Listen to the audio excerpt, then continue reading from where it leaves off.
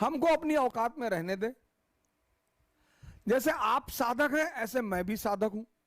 राज कुंद्रा का केस हुआ, अरे लोग गाली देने लगे राज कुंद्रा को, पॉर्न बना रहा है, पॉर्न बना रहा है। हाँ तो डिमांड है इसलिए तो बना रहा है। 90% लोग कौन सी इस कंट्री में रात में बैठ के गीता और कुरान पढ़ते हैं? इस देश की इतनी गंदी आदत है, उसको डरा के जान ले लेता बहुत लोगों की। अंधेरे में रस्सी पकड़ लिए, गलतफहमी हो गई, सांप है, मर गए डर के मारे। ये माइंड के फीचर है। अगर आप माइंड पे जीते हो, अगर आपका मन जिंदा है, तो ये सब आपके अंदर होगी। किसी के अंदर कम होगा, किसी के अंदर ज्यादा होगा। होगी जरूर। इसीलिए तो मैं काफिर अवध लिखता हूं, क्योंकि मैं यहां पे हूं और मैं आप लोगों से हाथ जोड़ रहा हूं, कृपया मुझे अपनी औकात में रहने दें। हमको गुरु उरु ना बोलें भैया, मैं आपसे हाथ जोड़ रहा हूं, हाथ। हमको अपनी औकात में रहने दें। जैसे आप साधक हैं ऐसे मैं भी साधक हूं। अभी मेरे अंदर भी ये सारी चीजें हैं। मैं आज इस सोशल मीडिया के मंच पर ये एक्सेप्ट कर रहा हूं। आप लोग तो भाई साहब ऐसा चढ़ा देते हो। मुझे मेरे गुरु की तरफ से आदेश है कि मैं ये सब चीजें आपको शेयर करूं, तो मैं करता हूं। मुझे अपने गुरु की तरफ से आदेश है कि मैं ये सब चीजें आपको शेयर करूं, तो मैं करता हूं। ये सब चीजें मेरे अंदर भी हैं भैया, खत्म नहीं हुई हैं।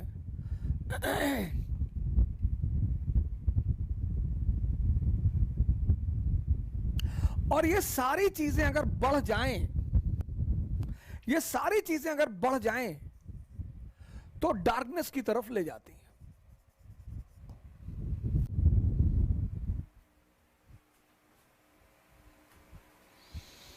जैसे यूरिक एसिड, शुगर, कोलेस्ट्रॉल, ये सब उसी तरह है। ये सब जानते हो क्या है? ये सब वही है। यूरिक एसिड है, शुगर है, कोलेस्ट्रॉल है,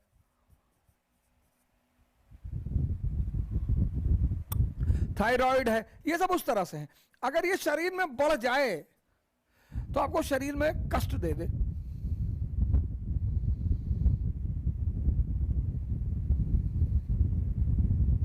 अंधकार कर दे आपके जीवन में। अगर ये सारी चीजें बढ़ जाएं, आपके जीवन में अंधकार हो जाए। ऐसे ये भी चीजें अगर बढ़ जाएं तो आपके जीवन में अंधकार हो जाए। तभी तो हर व्यक्ति कम से कम 2 फ्रंट पे लड़ता है। हर युवा कम से कम 2 फ्रंट पे लड़ता है। हर युवा एक तो इस फ्रंट पे लड़ता है, क्योंकि वो मन के स्तर पे है, तो काम उसे प्रभावित करेगा। अभी राज कुंद्रा का केस हुआ, अरे लोग गाली देने लगे राज कुंद्रा को, पॉर्न बना रहा है, पॉर्न बना रहा है। हाँ तो डिमांड है इसलिए तो बना रहा है। 90% लोग कौन सी इस कंट्री में रात में बैठ के गीता और कुरान पढ़ते हैं? इस देश की इतनी गंदी आदत है, उसको निगलेक्ट कर दो। जहां डिमांड होगी वहीं तो सप्लाई होगी।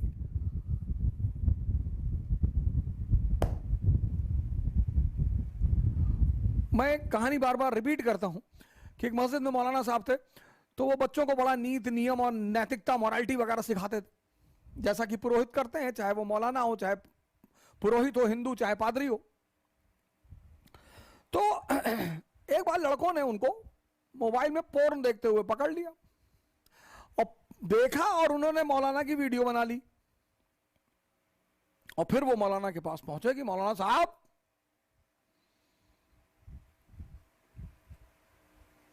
आप हम लोग को नैतिकता सिखाते हैं और खुद अंधेरे में चलते हैं। मौलाना गरम हो, मैंने क्या किया है? लड़कों के पास एविडेंस था, लड़कों ने दिखा दिया। मौलाना ने कहा, कसम खुदा की, मैं नफरत के निगाह से देख रहा था। तो हम भी तो नफरत के निगाह से ही देखते हैं, सर हमको काहे प्रवचन दे रहे हो।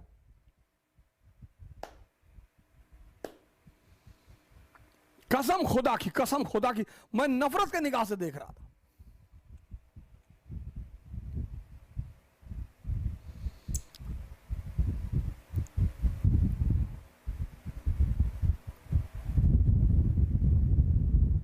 और मन एक ताकत है, मन एक ताकत है, अंधेरे में भी ताकत है सर। डरा के जान ले लेता बहुत लोगों की। अंधेरे में रस्सी पकड़ लिए, गलतफहमी हो गई, सांप है, मर गए डर के मारे। अंधेरे में भी ताकत है, लेकिन अंधेरा एक चीज से डरता है और वो है रोशनी, और वो है रोशनी। अब इस अंधेरे से तुम्हें कौन निकालेगा? गुरु।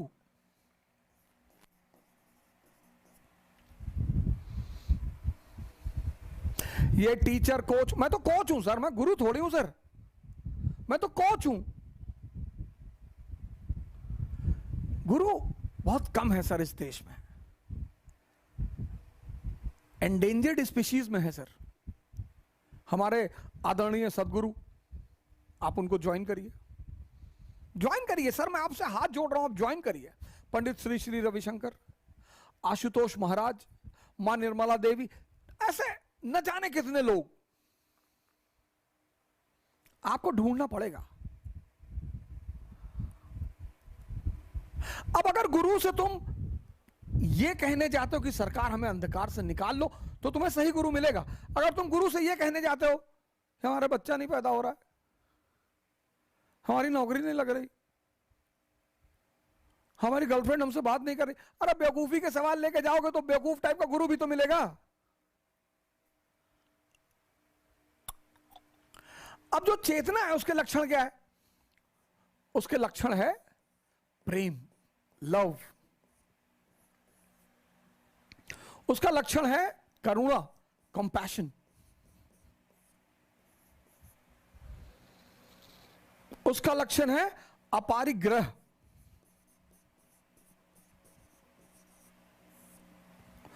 उसका लक्षण है वैराग्य।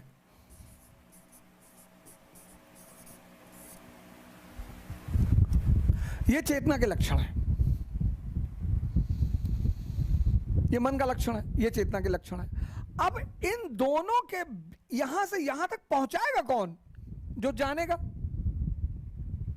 और हर धर्म में दो लोग हैं, एक पुरोहित प्रीस्ट और दूसरा गुरु संत।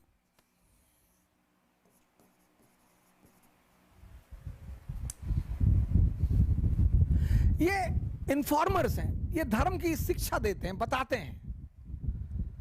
मोस्ट ऑफ द टाइम उनकी खुद का दिया नहीं जल रहा होता है, इसलिए जब भी कोई समाज सिर्फ इनकी बातें मानता है तो बहुत परेशान होता है।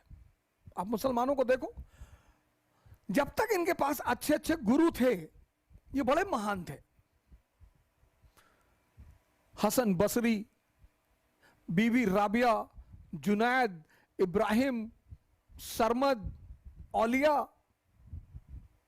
और जब से इनके समाज से गुरु गायब हुए, परेशान है बेचारे, बहुत परेशान है, अंदर से भी परेशान है, बाहर से भी परेशान है।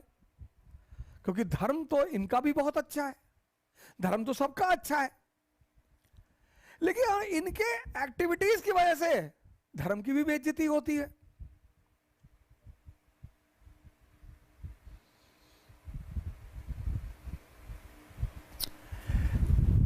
ये यहां से यहां तक जर्नी कौन कराएगा? वो व्यक्ति जिसका खुद का दिया जल रहा हो।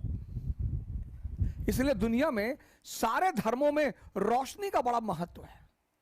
हिंदू दीपावली पे रोशनी करते हैं, मुसलमान बकरीद पे करते, ईद पे करते हैं, क्रिश्चियन क्रिसमस पे करते हैं, सरदार गुरुपुरब पे करते हैं, सब करते हैं।